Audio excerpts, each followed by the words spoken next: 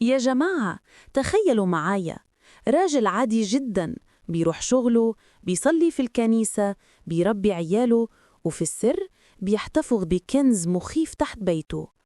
اسمه دينيس ريدر، وده أول فيديو في سلسلة BTK.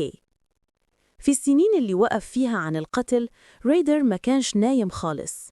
كان بيحتفظ بمجلات موسوعة، صناديق مليانة تذكارات من ضحاياه، رخص قيادة، مجوهرات، حتى لبس داخلي مسروق. سماه الكنز الأم، مخبيه في قبو بيته في بارك سيتي.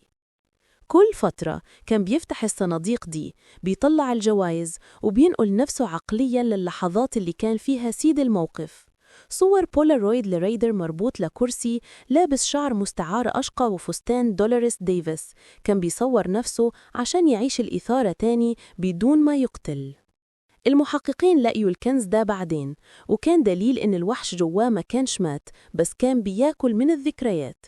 في الفيديو الجاي هنشوف أول رسالة رجعت من الماضي في 2004. لو عايزين نكمل، دوسوا لايك واشتركوا وخليكم معايا.